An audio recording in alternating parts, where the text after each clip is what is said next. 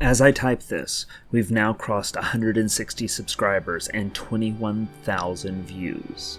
I want to thank you all for helping me push this channel forward. For everyone that shared a link and liked a video, everyone who has told their friends about the stuff I've done, thank you.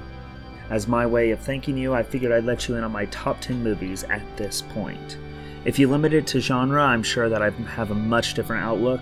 The way I tend to look at these lists is that it's movies that I'd recommend, what pops into my head first. When I had to resort to numbers though, it definitely changed my outlook. So without further ado, here's my top 10 movies. Number 10, The Fall. Tarsum's follow-up to The Cell is beautiful and tragic all at once. The main story follows a suicidal stuntman after an accident leaves him paralyzed. An inquisitive little girl tries to befriend him and gets him to tell her stories that are beautifully rendered over dozens of real-life locations Tarsum went to through shooting commercials and music videos. While it is a mesmerizing view, the behind-the-scenes practicalities leave a sour taste in my mouth. For instance, the little girl had no idea at a pivotal point in the movie that Lee Pace's character would yell at her. When he did so, he scared her so much that she wet herself. The reactions are visceral here, but knocks it down a few points due to the manipulation of such a little girl. Number 9, Jackie Brown. This might give me some flack, but I'm not a big Quentin Tarantino fan. When it comes to movies, I prefer things that aren't so in your face and loud. As you'll see with most movies in this list, I require some subtlety. While the opening 20 minutes isn't the strongest, I was pleasantly surprised at how tight and intricate this Elmore Leonard-based movie turned out to be in Tarantino's hands. And that ending though, both the penultimate scene and the focus of Brown as she drives away is pitch perfect, and I couldn't think of a better way to end this amazing movie. Number 8, Paprika. Satoshi Kon's masterpiece is just that. It heavenly inspired Nolan's Inception and tops it in just about every way possible. This is a dense movie with layers upon layers, playing with what is reality and how her dreams prey upon them. Just make sure you watch this with a clear head the first time, otherwise things might get a little too trippy for you. Number 7, The Prestige. I've always had a soft spot in my heart for magic and the line between sleight of hand and illusion. I love the idea of what happens when you cross the line and give up your soul, whether it's a Faustian bargain or just the willingness to get your hands dirty. The Prestige is a lesser recognized Nolan, but it is one of his best, if not the. The multi-tiered timelines, nested recollections, as well as hidden in plain sight manipulations, all of it is pulled off masterfully, in no small part thanks to the intricate script, but also with the expert acting of both Hugh Jackman and Christian Bale. Number 6, The Zodiac. David Fincher's meditation on the Zodiac killer features one of my favorite subgenres of the crime film, the obsessive detective. I don't really have a better way to describe it, but there's a definite type of crime story that focuses more on how the events affect the people and the city around the crime. A more recent example would be True Detective.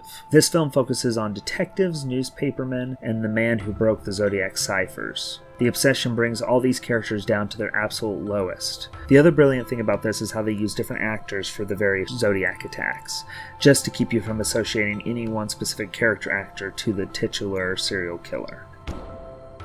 Number 5, Primer. Obviously, I have a great love for this intense cerebral drama.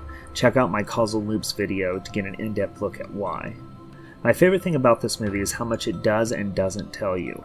It gives you enough information to infer what is happening through repeated viewings. For a great example, I've seen this movie over 40 times at least, and it took me working on the Causal Loops video to realize that Aaron at the beginning would have had to have gone through between 6 and 9 loops just so that he could record everything so his later versions could relive and modify the events of those few days. Wow. Number 4, The Matrix. This movie is perfect. Not even joking. There are many reasons I love it. However, I think at the end of the day, this is the movie and its sequels that got me into analyzing film. I remember arguing with classmates in high school about certain features and ideas throughout the series. This film also introduced me to The Writer's Journey by Christopher Vogler, which is based on The Hero with a Thousand Faces. That also transformed my writing and the way I viewed films. Number 3, Kiss Kiss Bang Bang. As a lover of noir films, I've been completely suckered into neo-noir and the comedies of Shane Black. This is one of those whip-smart movies that is hard to explain unless you've seen it. But for me, it's one of those infinitely quotable movies. Former roommates that introduced me to this still send me random messages with quotes from it, and entire discussions are built on scenes from this gem.